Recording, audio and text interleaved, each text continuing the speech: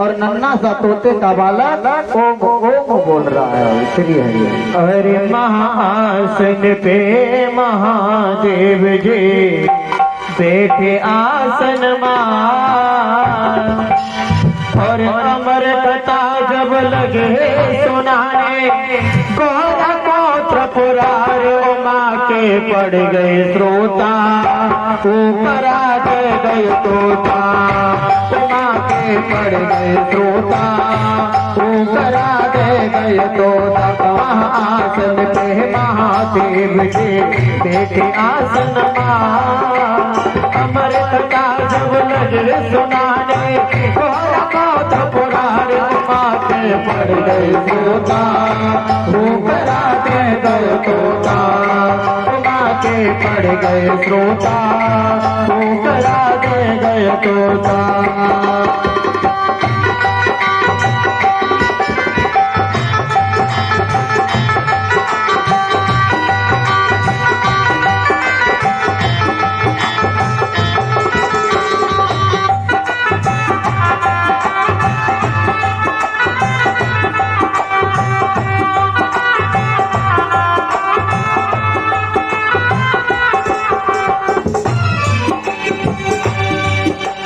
भोलेनाथ शंकर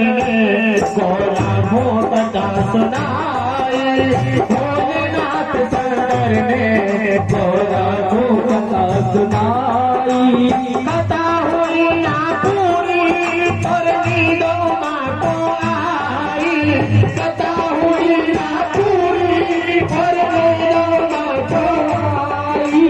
भोलेनाथ जी समझ न पाए, भोलेनाथ जी समझ न पाए, तो कथी होकर उमा के पड़ गए तोता, ऊपर आ गए तोता उमा के पड़ गए तोता, ऊपर आ गए तोता।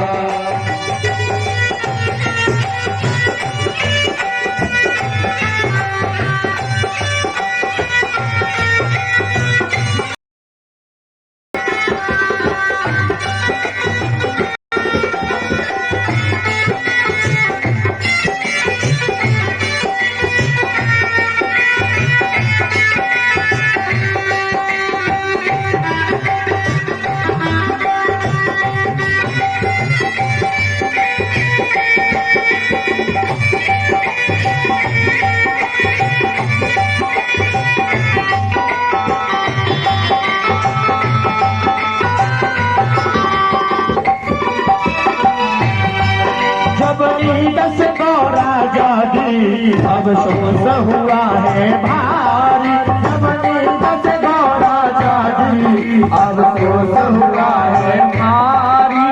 हाथ जोड़ कर बोली प्रभु लग गई आँखी हमारी, हाथ जोड़ कर बोली प्रभु लग गई आँखी हमारी।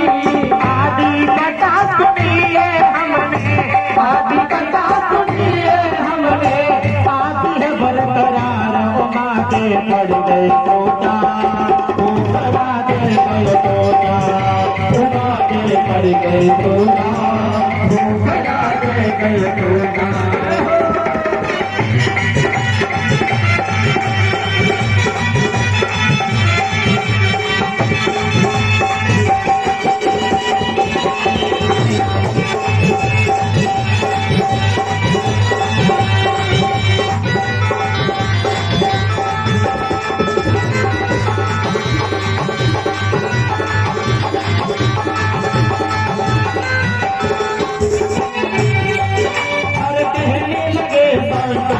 ये कथा सुनी है कहने लगे शंकर जी, ये कथा सुनी है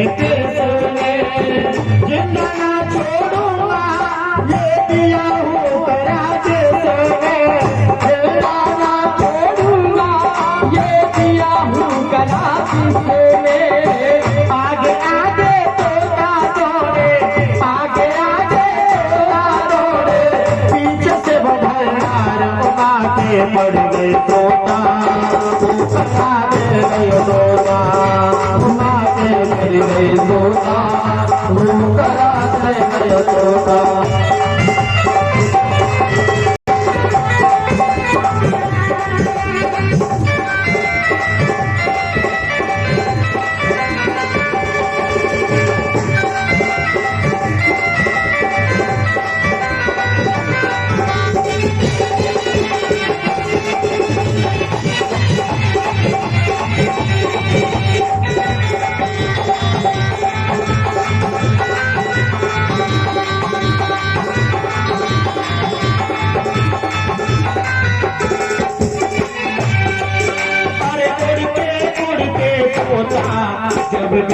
व्यास घर आया, उड़ते उड़ते तोता जब वेद व्यास घर आया।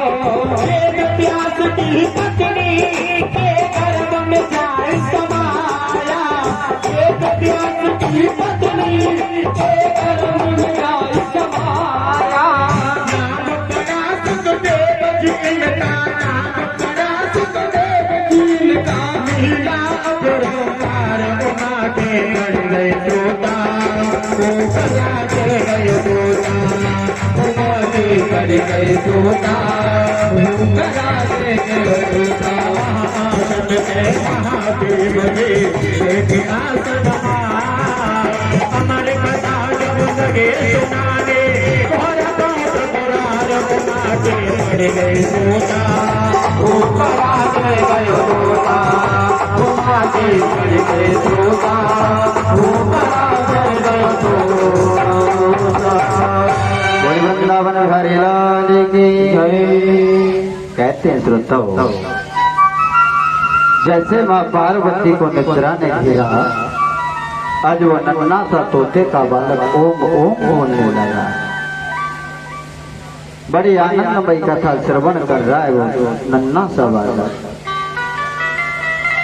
भगवान शिव को नहीं पता कि आखिर ओम ओम कौन बोल रहा है। और जैसे 7 दिन 7 रात्रि पूर्ण होने पर कथा को विराम लगा, भगवान शंकर ने जोर से जयकारा लगाया, और जैसे जयकारा लगाया माँ पार्वती की निद्रा टूटी।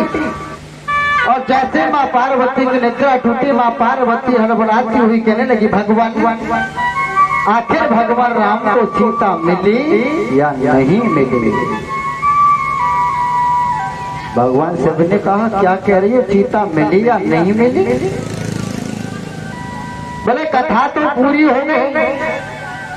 बोले भगवान क्षमा करना, मुझे निद्रा ने घेर लिया था, मैंने तो केवल यहीं तक सुनी है कि भगवान राम सीता की खोज कर रहे हैं। भगवान शिव ने कहा, बोले देवी यदि तुम सो गई थी तो आखिर ओम ओम कौन बोल रहा था? इधर उधर देखा, और जैसे पीछे मुड़ करके देखा भगवान शिव ने, आज वो नन्ना सा तोते का बालक ओम ओम बोल रहा था। भगवान शंकर ने त्रिशूल उठाया और कहा कि हे देवी, इसने भगवान की कथा को सुना, मुझे कोई दुख नहीं है, आपत्ति नहीं है, लेकिन इसने पीछे बैठ कर के कथा सुनी है, मानो इसने ब्रह्म विद्या की चोरी की है। जिसने ब्रह्म विद्या की चोरी की है वो अपराधी है, दंडनीय है, मैं इसे दंडित करूंगा।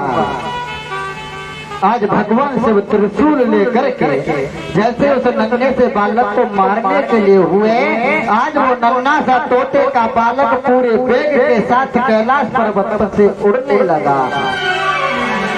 तोता आगे आगे उड़ रहा, भगवान शंकर पीछे पीछे त्रिशूल लेकर के दौड़ रहा है। और श्रोता जब कैलाश पर्वत से नीचे उतर के आओगे तो बद्रीनाथ धाम पड़ता है, यहाँ बद्र का आश्रम है, कहते हैं वहाँ पर वेद व्यास जी निवास करते हैं। वेद व्यास जी आज कहते हैं श्रोताओं, वेद व्यास जी निवास करते हैं, प्रभु का चिंतन करते हैं। वेद व्यास जी की पत्नी का नाम है अरणी। वेद व्यास की पत्नी का नाम है अरणी। आज कहते हैं श्रोताओं, वेद व्यास की वृद्ध अवस्था आ गई, चौथापन आ गया, लेकिन वेद व्यास के यहाँ कोई भी संतान नहीं हुई।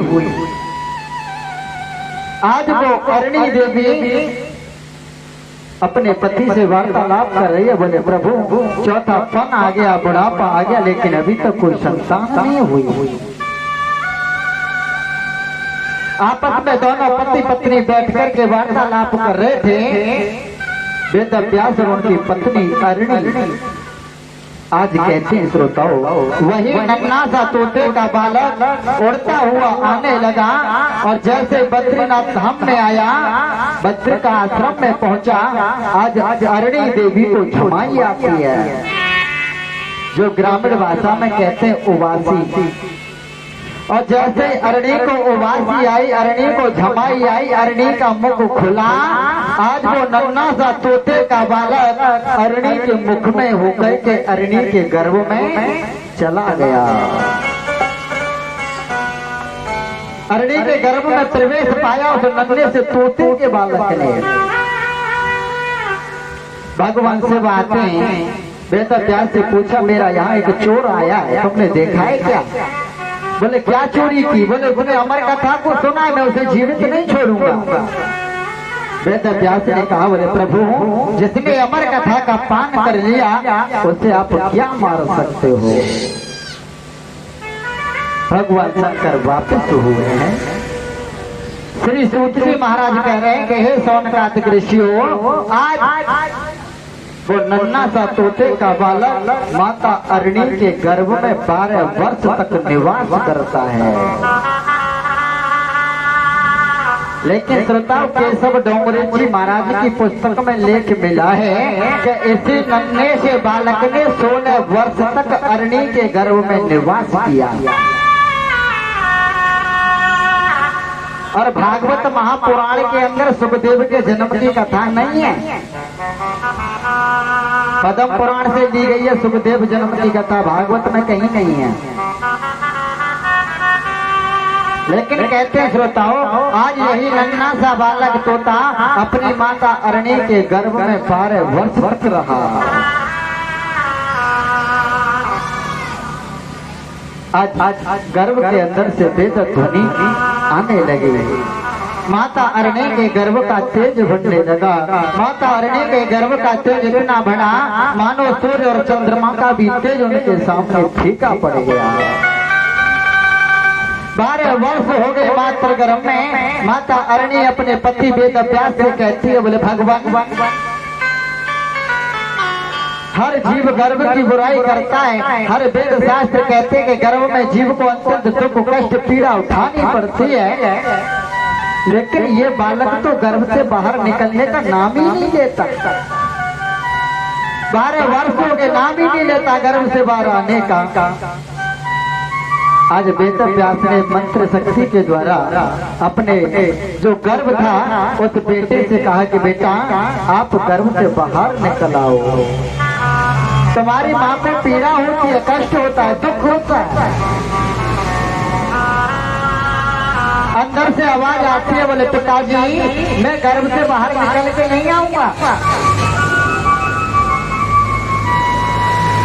बोले बेटा गर्भ से बाहर क्यों नहीं निकलोगे? बोले पिताजी जैसे ही मैं गर्भ से बाहर निकल के आऊंगा, ये संसार की जो माया है, संसार के जो सुख हैं, मुझे अपने आप में लिप्त कर लेंगे और जो माला मैं प्रभु के मात्र गर्भ में बैठ कर के जपता हूँ वो जप नहीं पाऊंगा।